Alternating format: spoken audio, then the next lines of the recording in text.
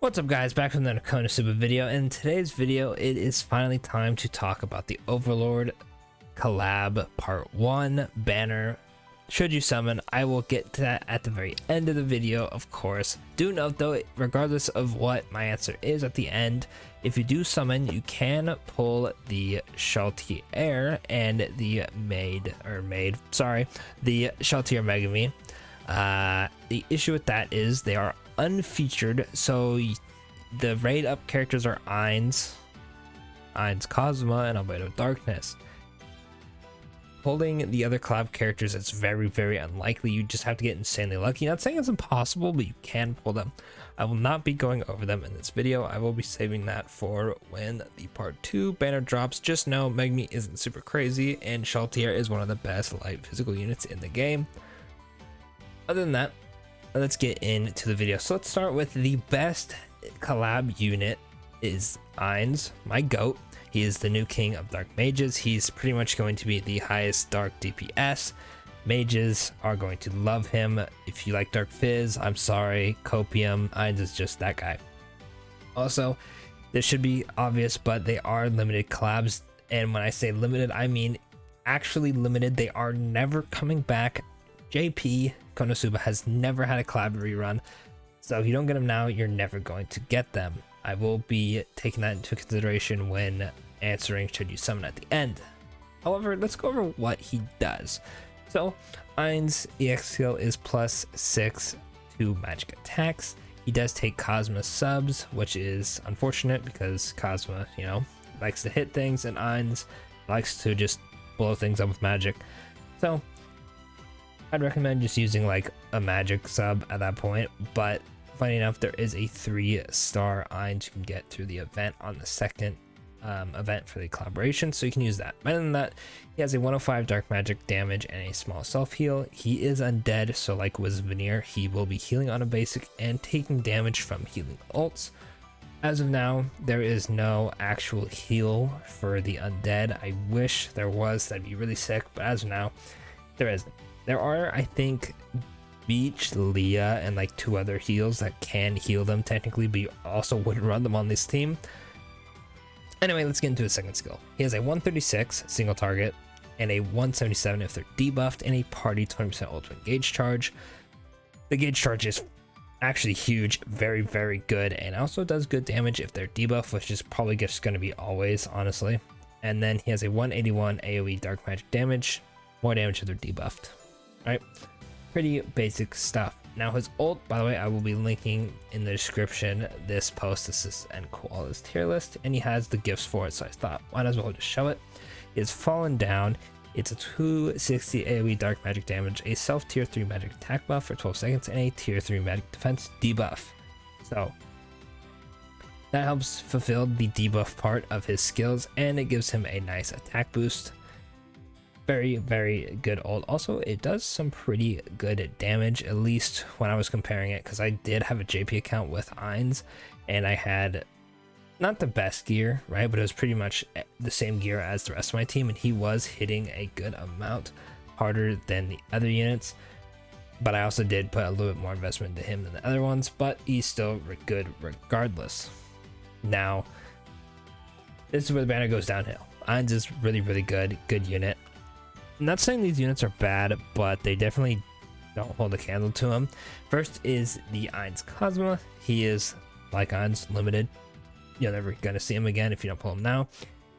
I find it weird how he's also a fizz unit in a mage's outfit, but we'll get into that. Funny enough, he has no mage attacks, even though other Cosmos have had magic attacks, and he's literally using magic in the anyway. Not bad, but like I said, Ein's is just that guy, and it's dark mages, so he's just, Ein's just that guy. Cosmo is not as much of that guy. Still cool as hell outfit. So this Cosmo has a 7% attack using dark attacks. This is because, like I said before, Cosmo is an Ein sub, so they're kind of like, okay, let's give him a dark up, but he's more of a physical unit. It is what it is. You can still use him. He has a 126 elementalist basic, a 140, 184 if above 70% HP, and a party 4-second cooldown reduction. Very nice. Then he has a 141 AoE dark attack, 185 if above 7% HP, and a self tier 2 agility buff for 16 seconds. While that agility buff is nice, it is only to him. The cooldown reduction is very nice, so I will say I do like the cooldown reduction units. Pairing that with his snipe, which you can get pretty quickly if you have a unit that has any sort of gauge up for the party, like Ein's, funny enough, even though they're physical and magical, so you wouldn't really run them together. I can see him doing some good damage. Definitely not a bad dark unit, but you'd probably rather run mages, so you see where I'm going with this. Next up is Albedo Darkness, and while she does look good in the outfit, I still think Albedo is better looking.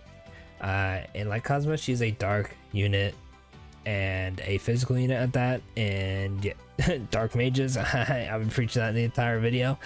She does 76, man.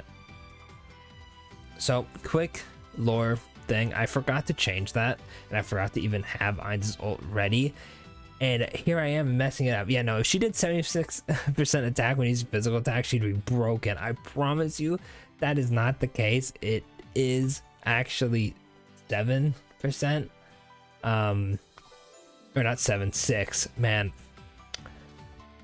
We do a little bit of joking around here. Anyway, she has a 102 elementalist physical damage and a self tier 2 physical defense buff for 6 seconds. Pretty basic darkness stuff.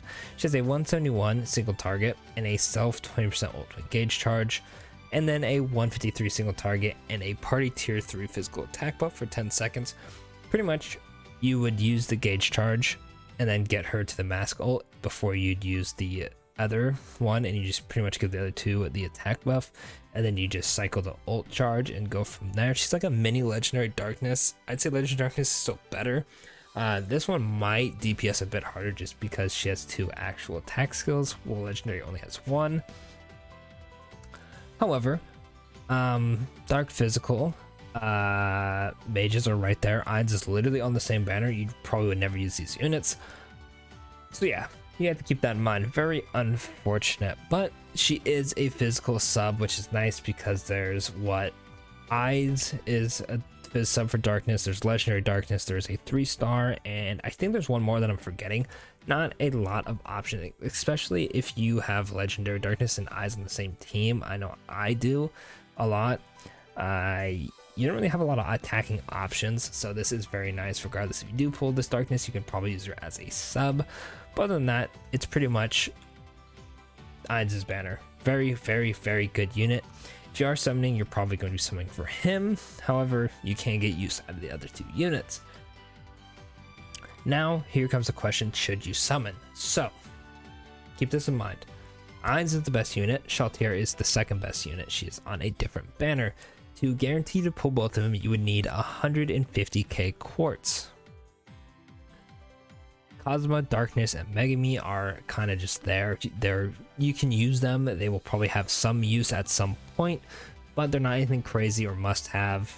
You know, it won't make a difference in arena or beating an event or whatever. Ein's will get replaced with Aru, the legendary one, and Shaltier will be replaced by Iris and Union.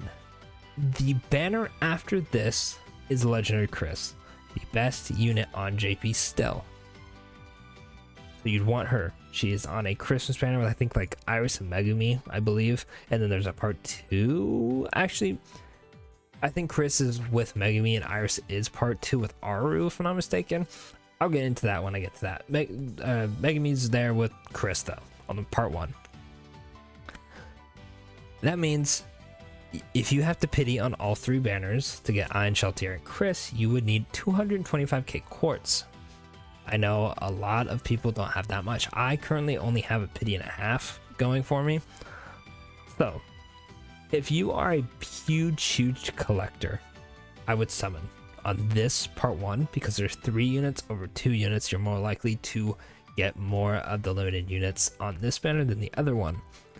If you only care about the meta, you will pull on this banner after using your free summons. There are going to be free summons. If you manage to pull Ein's, throw a little bit at Shaltier, save 1 pity for Chris. If you don't care about collabs, keeping the characters you just want Festival Chris, go for Chris only. Of course, the more quartz you have, the more flexible you can be. If you only have one pity, I would say go for Chris. However, if you don't care, because Chris can be summoned later on, there will be banners featuring her, which you can go to pity on and get her. I would say Ainz is probably your best bet, as the next festival after Chris will be Iris and Union, and that would be when Shaltier, I wouldn't say falls off, but she's not going to be the front and center damage dealer anymore. She'll probably be in the back, unless, you know, obviously if you pull Iris, obviously if you go and just pull Union, you probably might see Shaltier have a little bit more use on physical teams if for some reason Union can't go crazy. But you have to keep that in mind. So what I would recommend, if you have quartz, just get Ainz, Shaltier, get out. If you are a collector, definitely don't worry about Chris. She's the best in the game, I know, but you can't get Ainz or Shaltier after this, so, or Cosmo Darkness as well as the Megami, so I definitely focus on those. It is really up to you. Let me know if you have any questions or, you know, want suggestions on what you should do. I'll help you the best I can. Just use the free summons to your advantage before you use your actual quartz. There's also a paid guaranteed collab 4-star. If you can afford it, definitely do it. They'll help you out. But other than that, that's pretty much it for the video. Don't forget to like and subscribe for more Konosuba content. We'll be having a bunch of Overlord content in the next coming weeks. And of course, I will be doing summons on both banners. But other than that, I'll catch you on the next one. Thanks for watching.